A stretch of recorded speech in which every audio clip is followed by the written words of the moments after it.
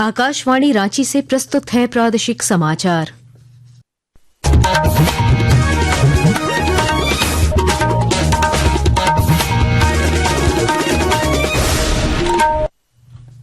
नमस्कार, प्रादेशिक समाचारों के साथ मैं कामिनी। पहले मुख्य समाचार।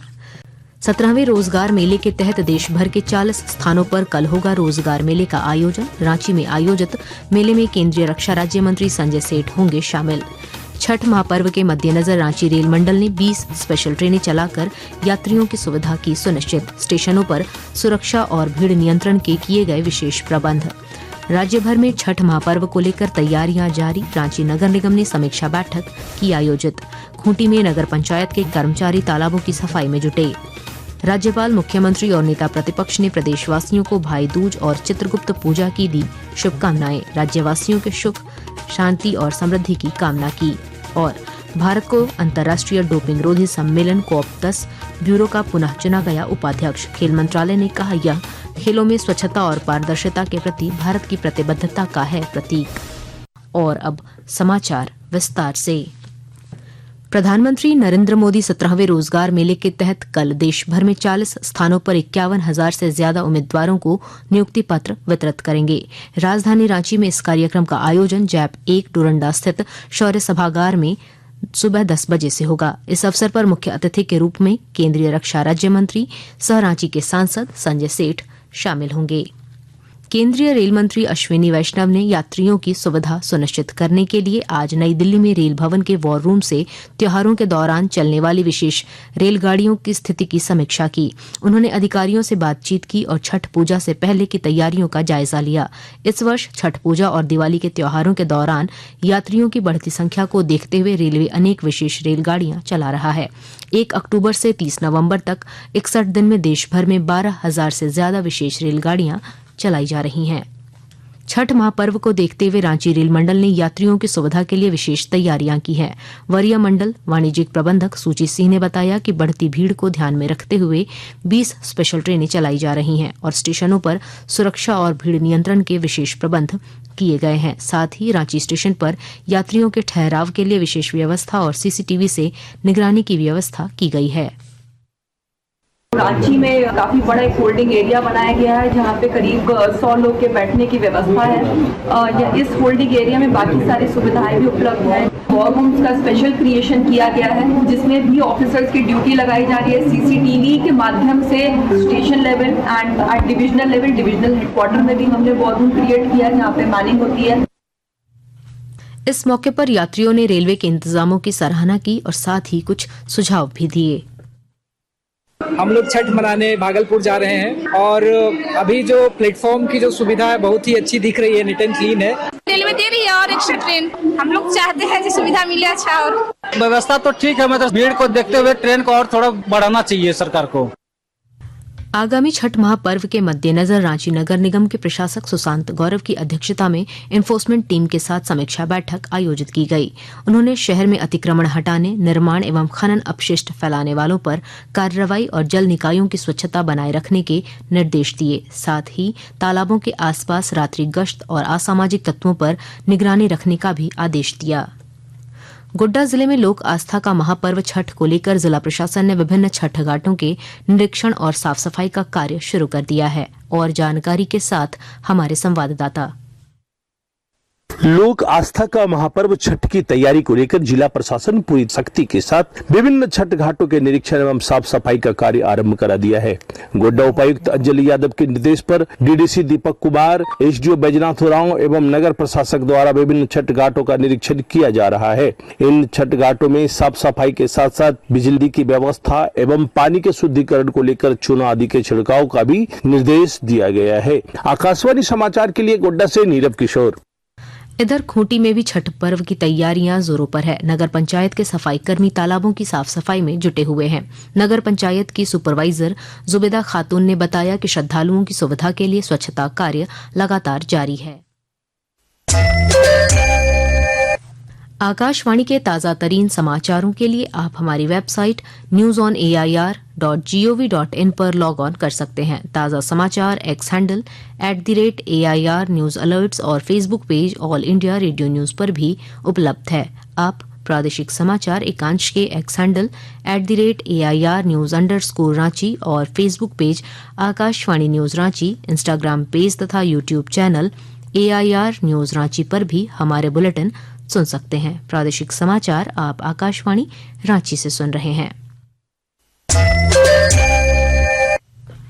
राज्यपाल संतोष कुमार गंगवार, मुख्यमंत्री हेमंत सोरेन समेत भाजपा प्रदेश अध्यक्ष एवं नेता प्रतिपक्ष बाबूलाल मरांडी ने प्रदेशवासियों को भाई दूज और चित्रगुप्त पूजा की शुभकामनाएं दी हैं।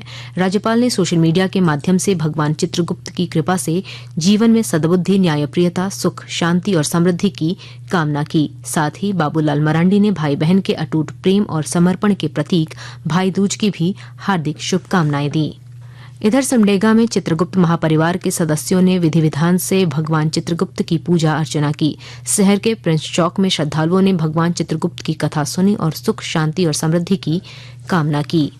वस्तु और सेवा कर बचत उत्सव का लाभ समाज के सभी वर्गों तक पहुंच रहा है। प्रधानमंत्री नरेंद्र मोदी ने इस उत्सव की घोषणा करते हुए 22 सितंबर को इसकी शुरुआत की। GST सुधारों से त्रिपुरा की अर्थव्यवस्था को मजबूती मिल रही है। एक रिपोर्ट। नए GST सुधार त्रिपुरा के ग्रामीण कारीगरों, किसानों और छोटे व्यापारियों के लिए एक बड़ा प्रोत्साहन है। इन सुधारों से विभिन्न क्षेत्रों में कर का बोझ कम हो गया है, जिससे स्थानीय सामान अधिक किफायती और प्रतिस्पर्धी हो गए हैं। नए कर ढांचे के तहत हथकरघा वस्त्र क्षेत्र में 2,500 रुपए तक के कपड़ों पर GST 12% से घटकर 5% हो गया है, जिससे 1 लाख से ज्यादा बुनकर परिवारों को लाभ हुआ है। चाय उद्योग में पैकेज और इंस्टेंट चाय पर कर की दर 18% से घटाकर 5% कर दी गई है, जिससे खुदरा और निर्यात लागत कम हुई है। वहीं खाद्य प्रसंस्करण में क्वीन अनानास और फलों के रस पर GST 12% से घटाकर 5% कर दिया गया है, जिससे सूक्ष्म और लघु इकाइयों को लाभ हुआ है। GST में इस कटौती से राज्य के पारंपरिक शिल्प और कृषि उत्पादों को लाभ मिल रहा है, जिससे लोगों को अधिक आय प्राप्त करने और त्रिपुरा की अर्थव्यवस्था को ऊर्जा प्रदान करने में मदद मिली है। महाविश रहमान के साथ आकाशवाणी समाचार कक्ष रांची से मैं आसिया नाजली। जामताड़ा जिले में प्रधानमंत्री किसान सम्मान निधि योजना का लाभ समय पर हुई बारिश और अनुकूल मौसम के कारण किसानों को इस वर्ष धान की बेहतर पैदावार की उम्मीद है। जिला कृषि पदाधिकारी लव कुमार ने बताया कि अच्छी पैदावार से किसानों की आर्थिक स्थिति मजबूत होगी और वे अधिक आत्मनिर्भर बनेंगे। इस साल जामताड़ा में लगभग 126% से भी ऊपर बारिश हुई है अभी तक, और बहुत अच्छी बारिश हुई है, समय समय पे हुई है। ये बारिश यहाँ के लोगों के धान की खेती के लिए बहुत ही अच्छी रही, समय पे उसको पानी मिलता गया और इससे किसान की आर्थिक स्थिति मजबूत होगी, एक अच्छे फसल लेंगे, उनका मुनाफा होगा। और अब मौसम का हाल। राज्य में 28 अक्टूबर के दौरान कई जिलों में बादल छाए रहने और कहीं कहीं हल्की से मध्यम बारिश और मेघ गर्जन की संभावना है। मौसम विभाग के अनुसार पश्चिम सिंहभूम, गुमला, सिमडेगा, गढ़वा, पलामू, लातेहार और लोहरदगा जिलों में विशेष सतर्कता बरतने की आवश्यकता है। साथ ही अगले 2 दिनों में अधिकतम तापमान में 2 से 3 डिग्री सेल्सियस तक की गिरावट आने की संभावना है, जबकि न्यूनतम तापमान स्थिर रहेगा।